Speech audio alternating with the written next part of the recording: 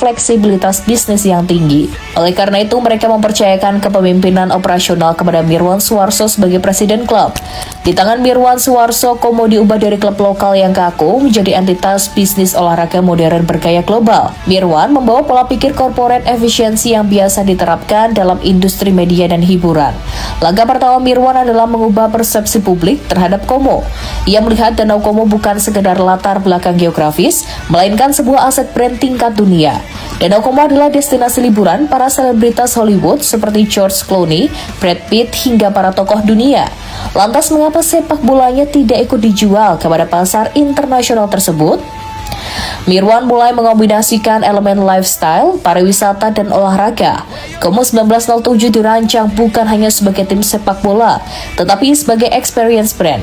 Penggemar yang datang ke Stadion Giuseppe Sinigaglia tidak hanya disuguhkan pertandingan 90 menit, tetapi juga pemandangan alam yang indah, kuliner lokal berkualitas tinggi, serta merchandise elegan yang dirancang bekerja sama dengan desainer ternama.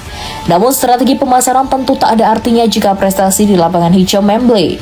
Disinilah letak kecerdasan Mirwan Suwarso dalam meracik tim manajemen olahraga. Ia mendatangkan nama-nama besar yang memiliki reputasi dan visi sepak bola modern seperti Cesc Fabregas dan Thierry Henry, tidak hanya sebagai figur publik melainkan sebagai bagian dari struktur pemilik saham dan staf kepelatihan. Kehadiran Fabregas di kursi pelatih memberikan dampak instan pada gaya bermain Como. Como memperagakan sepak bola modern berbasis penguasaan bola, penekanan tinggi atau high pressing, dan transisi cepat. Dari tim yang terseok-seok di Serie D, Como merangkak naik ke Serie A, lalu menembus Serie B hingga akhirnya secara spektakuler merebut tiket promosi ke Serie A dan bahkan merangsek ke papan atas dan pada akhirnya mengamankan tiket kompetisi Eropa.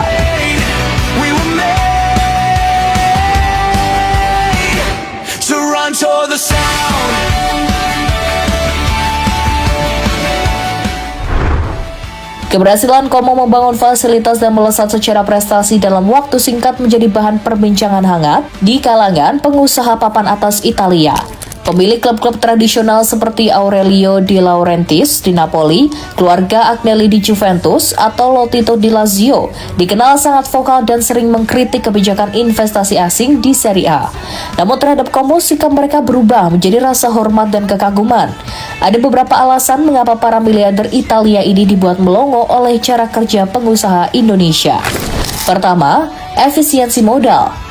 Banyak klub Italia yang membakar puluhan hingga ratusan juta euro di bursa transfer, namun berakhir dengan kegagalan keuangan. Como di bawah arahan Mirwan Suwarso berinvestasi secara terukur. Uang dari Indonesia tidak dibuang secara impulsif untuk membeli pemain tua berharga mahal hanya demi nama besar. Setiap sen yang dikeluarkan harus memiliki nilai baik, return on investment jangka panjang, baik dalam bentuk pengembangan pemain muda maupun aset infrastruktur. Kedua, kecepatan eksekusi. Di negara di mana pengerjaan proyek publik seringkali tertunda berbulan-bulan atau bahkan bertahun-tahun,